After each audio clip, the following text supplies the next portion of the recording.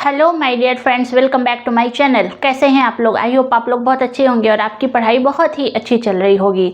आज हम लोग डिस्कस करने वाले हैं मध्य प्रदेश वर्ग एक पात्रता परीक्षा जो है उसके विषय में, क्योंकि आप लोगों के बहुत ज़्यादा कमेंट्स आए थे कि अपना जो सब्जेक्ट है उसको कितनी गहराई से पढ़े, कि बस ऊपर ऊपर से पढ़ने से काम चल जाएगा या फिर कितनी गहराई से उसको पढ़ना पड़ेगा। ठीक है, तो आज हम लोग उसी के बारे में डिस्कस करने वाले हैं। तो अगर आप चैनल पर नए हैं तो आप चैनल को सब्सक्राइब कर लीजिए, क्योंकि ऐसे बहुत सारे हेल्पफुल वीडियो हम आपके लिए लेकर के आते हैं जो कि वर्ग 1 से संबंधित होता है। ठीक है, आप प्लेलिस्ट में जाकर के चेक भी कर सकते हैं। तो चलिए स्टार्ट करते हैं। देखिए, यहाँ पास हम लोग आज समझेंगे कि अपना जो विषय है, आप किसी भी विषय के हैं, चाहे वो हिंदी हो, इंग्लिश हो, विज्ञान का कोई सब्जेक्ट हो, चाहे केमिस्ट्री, बायोलॉजी या फिर फिजिक्स या फिर समाज विज्ञान का, हिस्ट्री, ज्योग्राफी, पॉलिटी, एनीथिंग, कोई भी सब्जेक्ट, कितनी गहराई से पढ़ना जरूरी है। आप पहले ये समझिए, आप कौन सा एग्जाम देने जा रहे हैं? वर्ग 1, यानी आपको कौन से बच्चों को पढ़ाना है? जो 11वीं 12वीं के बच्चे होंगे उनको पढ़ाना है। ठीक है ना, उनको पढ़ाना है। तो उस तरीके से उस बेस से क्वेश्चंस भी आपके बनेंगे जो कि 11th 12th बेस का होगा। यहाँ तक कि वहाँ पे ऐसे भी क्वेश्चंस रहेंगे जो आपने ग्रेजुएशन लेवल में पढ़ा होगा, सिर्फ 11th 12th में नहीं, बल्कि जो आपने ग्रेजुएशन लेवल में, यानी जब भी आप यूजी कर रहे थे ना, जो आप सब्जेक्ट पढ़ रहे थे, उस सब्जेक्ट को भी आपने पढ़ा होगा। ठीक है, तो आइए समझते हैं। आपका जो भी सब्जेक्ट है आप कितनी गहराई से उसको पढ़ेंगे वो जानना आपके लिए बहुत महत्वपूर्ण है। सिर्फ ऐसा नहीं होगा कि आप बस एक वो किताब, कोई भी एक किताब ले लिए और बस उसमें जितना नहीं उतना पढ़ लिए, गए पेपर दे के चले आए, ऐसा नहीं होगा। क्योंकि आप देखिए, प्रीवियस ईयर क्वेश्चन जो लास्ट टाइम एग्ज़ाम हुआ था उस पर कुछ ऐसे क्वेश्चंस भी थे जो आपके लिए, आपका जो 11th 12th की किताब है वहाँ से नहीं थे, वो ग्रेजुएशन लेवल के किताबों, मतलब आउट ऑफ सिलेबस नहीं थे, लेकिन ग्रेजुएशन लेवल की किताबों से थे। तो आपको उस तरीके की गहराई पे पढ़ना भी होगा। तो सबसे पहले तो आपको क्या करना है?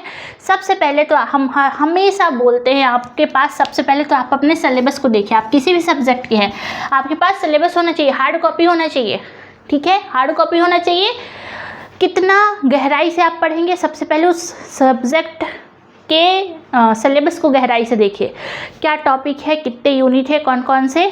अगर है तो आप एक शॉर्ट वे में लिख लीजिए कि आपको ये सब्जेक्ट के ये टॉपिक पढ़ने हैं।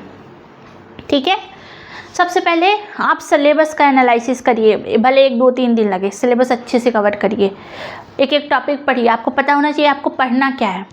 ठीक है, उसके बाद आप PYQs देखिए।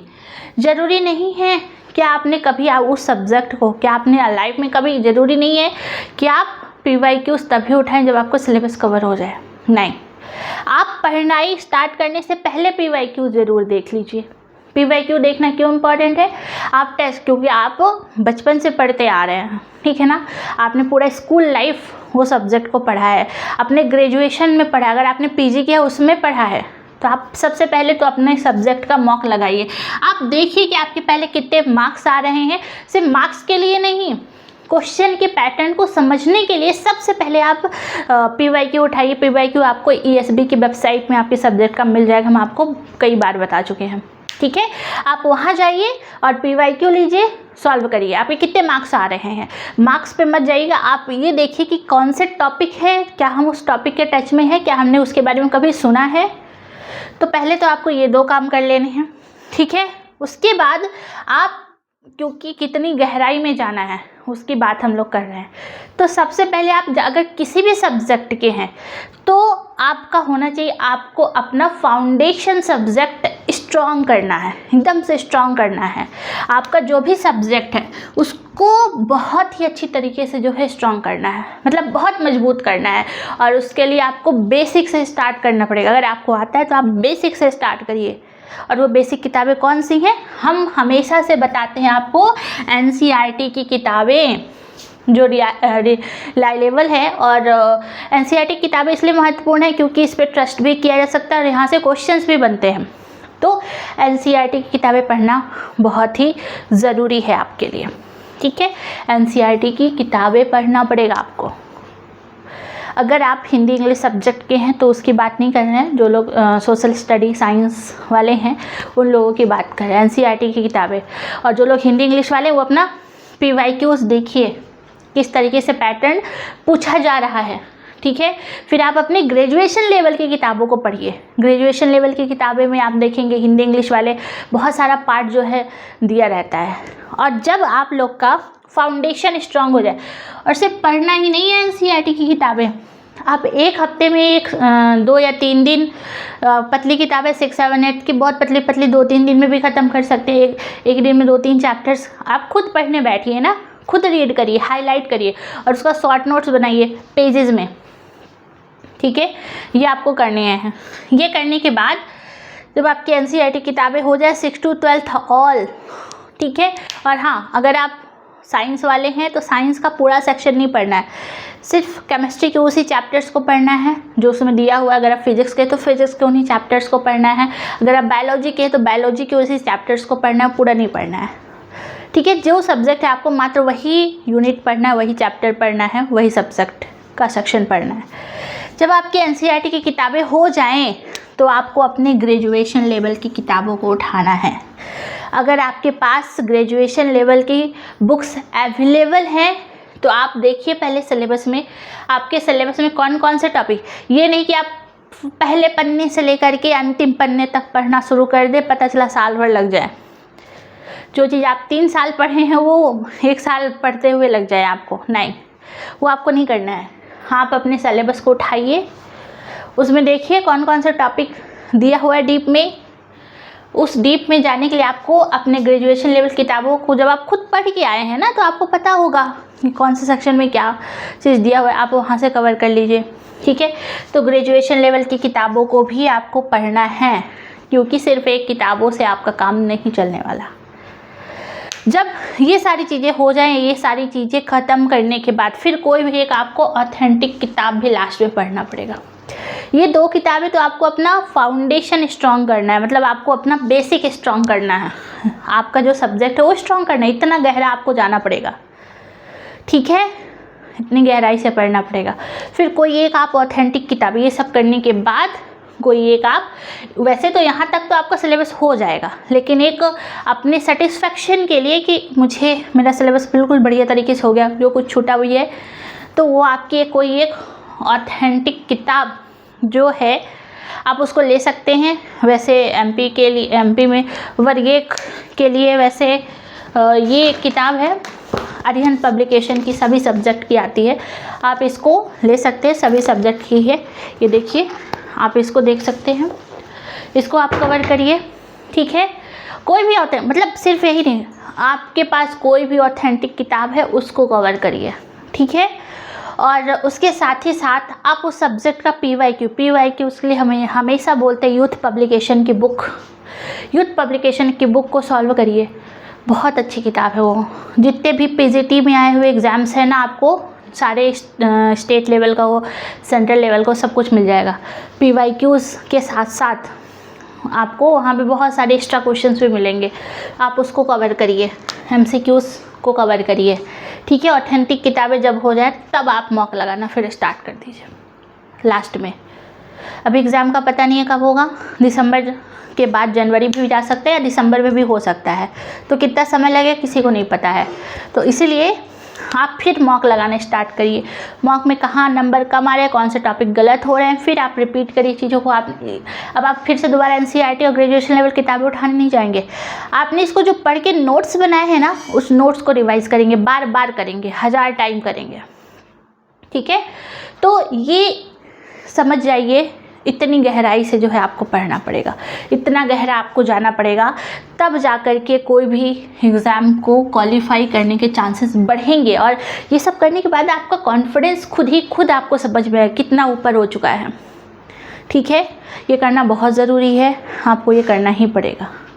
कोई एक किताब आप लेके नहीं कवर कर सकते हैं वर्ग 1 के पेपर को, ठीक है। तो ये सारी चीज़ें आपको करनी पड़ेगी और इस तरीके से आपको पढ़ना पड़ेगा। कोई भी प्रॉब्लम हो नीचे कमेंट में ज़रूर बताइएगा, और वीडियो पसंद आया तो लाइक करना ना भूलें, ठीक है। ऐसी बहुत सारी हेल्पफुल वीडियो, मेरा उद्देश्य आपको हम हमेशा बताते हैं, मेरा उद्देश्य इतना नहीं है कि बस पढ़ाना, मेरा उद्देश्य है आपको मोटिवेट करना, आपके पीछे आपको पुश करना, आप पढ़ो, हम आपके साथ हैं, ठीक है। आपको सही गाइडेंस प्रोवाइड करना, कि भटकाव बहुत है सोशल मीडिया पे। आप जाएंगे, एक टॉपिक भी डालेंगे तो कोई बोल रहा है ये पढ़ लो, तो कोई बोल रहा है ये पढ़ लो। नहीं, आपको एक फिक्स करना पड़ेगा अपना सोर्स। अगर आप कोई कोर्स से भी पढ़े तो फिक्स कर लीजिए मुझे यही करना है, फिर किताबें पढ़ने, उसके अलावा कुछ भी नहीं। तो इसीलिए इन सभी भटकावों से दूर करने के लिए सबसे बेहतरीन होता है सेल्फ स्टडी। तो ये बताइए, पहले के लोग, स्वामी विवेकानंद जैसे महान व्यक्ति लोग, उस समय पे सोशल मीडिया था, नेटवर्क था, वो लोग तो सिर्फ किताबों का सहारा लेते थे ना। क्या वो लोग कितने अच्छे महापुरुष निकल के आए हैं, बहुत अच्छे।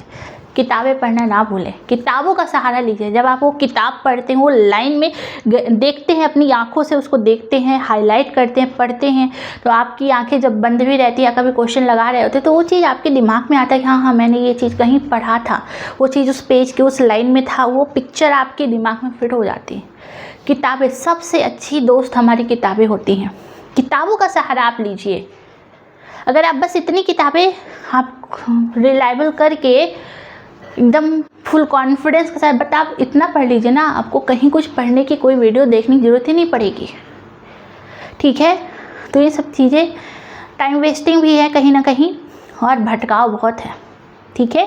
चीज़ों को समझने के लिए बढ़िया है कि आप जो हैं, कहीं डाउट है तो आप 1-2 वीडियो देख लीजिए कि ऐसा ऐसा है, बट पूरी तरीके से उस पर डिपेंड हो जाना कि हाँ जितना पाए बस लेटे हैं, सुन रहे हैं, हाँ हम तो तैयारी कर रहे हैं, और लास्ट में क्या होता है, सब भूल जाता है इंसान। ऐसा नहीं करना है आपको। ठीक है। पहले के लोग भी तो एग्ज़ाम क्वालिफाई करते थे, पहले भी तो एग्ज़ाम्स होते थे, और अच्छे खासे पढ़ने वाले स्टूडेंट, ऐसे हमारे बहुत सारे महापुरुष हैं जो बस किताबें पढ़ के नहीं हो, ना उनको फ़ोन की ज़रूरत, ना नेटवर्क की ज़रूरत, ना कुछ, सिर्फ किताबें, हार्ड कॉपी पे आप जाइए, हार्ड कॉपी पढ़ के। सबसे महत्वपूर्ण, नोट्स बनाइए, खुद से लिखिए। आजकल लोग लिखना भूल चुके हैं। PDF आया, पढ़े, काम ख़त्म। बहुत हुआ जेरोक्स निकाल के रख लिया, और वो बस रखता गया, कब पढ़े दोबारा पता ही नहीं। खुद पढ़िए, खुद नोट्स बनाइए। ठीक है ना, वो बहुत इंपॉर्टेंट है। खुद से पढ़ना होगा, खुद से नोट्स बनाना होगा, बार बार उसको रिवाइज़ करना होगा। आपको अपने सोर्स पे ट्रस्ट करना होगा। सबसे बड़ी बात, ट्रस्ट करना होगा कि जितना मैंने पढ़ा वो सफिशिएंट है, उसके अलावा कुछ आ ही नहीं सकता है, सफिशिएंट है, और यकीन मानिए उतना ही आता है। ठीक है। आपको अपने अंदर कॉन्फिडेंस रखना होगा। That's it. ओके, तो फिर मिलते हैं नेक्स्ट वीडियो में। कोई प्रॉब्लम हो नीचे कमेंट में ज़रूर बताइएगा, और हमारा एक टेलीग्राम चैनल भी है, वहाँ पे ज्वाइन ज़रूर होइएगा। पेपर 1 के लिए हम कई सारे वीडियोस भी आपके लिए लेकर के आते हैं, PDF फॉर्म में, एकदम ऑथेंटिक चीज़ें। वहाँ पे PDF भी जाती हैं, आप वहाँ देख सकते हैं। लेकिन आपको हम हमेशा बोलते हैं सिर्फ बुक्स पे, सिर्फ और सिर्फ किताबों पे भरोसा करिए। Thank you so much. जय हिंद।